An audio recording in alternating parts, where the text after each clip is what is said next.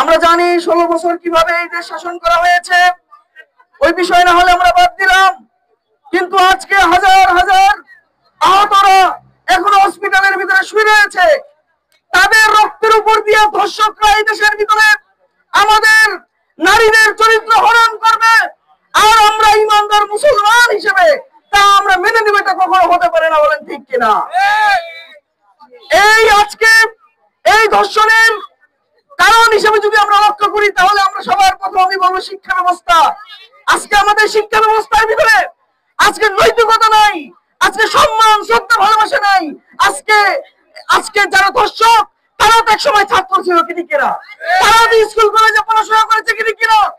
তাহলে শিক্ষা যাদের মেরুদণ্ড, শিক্ষা মানুষকে একটা মানুষ হিসেবে তৈরি করে, তাহলে তারা কেন মানুষ হলো না?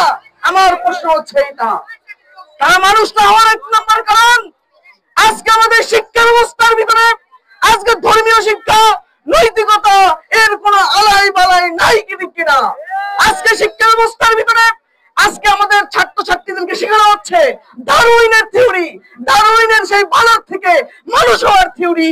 একটা মানুষ যদি তার জাতি তত্ত্ব, মানব তত্ত্বের ভিতরে সে যদি জানতে পারে যে আমি ডারউইন থেকে আমি সৃষ্টি, বিবর্তনের ভিতরে মানুষ সৃষ্টি, তাহলে ওই মানুষ মানুষত্ব নিয়ে দুনিয়ায় বাঁচবে, ওই মানুষ নৈতিকতা নিয়ে বাঁচবে। এটা আশা করা যায় না, কি ঠিক কিনা? প্রিয় উপস্থিতি, আমি বলতে চাই আজকে ধর্ষক যাই হোক, মানুষ না হলে কিছু মানুষ মানুষত্ব নিয়ে দুনিয়ায় এখনো বেঁচে নাই। তাহলে আমাদের প্রশাসন কি করছে? আমাদের প্রশাসন তারা কি আজকে এই ধর্ষকদের কাছে জিম্মি হয়ে গেল নাকি? আজকের এই দেশ, আজকের এই সমাজ, আজকের রাষ্ট্র ব্যবস্থা তা তো হাজার হাজার বছর আগের যে রাষ্ট্র ব্যবস্থা ছিল ওই কাঠামোর থেকেও তো আজকে শক্তিশালী, ঠিক কিনা? আজকে পুলিশিক ব্যবস্থা, আজকে রাষ্ট্রের নিরাপত্তা ব্যবস্থা খুব সংঘবদ্ধ এবং খুবই সুশৃঙ্খল।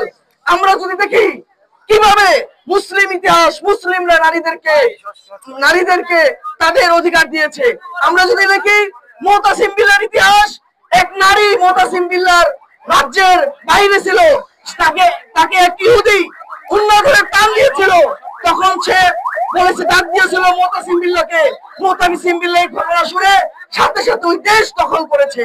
এইভাবে মুসলমানরা নারীদেরকে ইজ্জত সম্মান দিয়েছিল।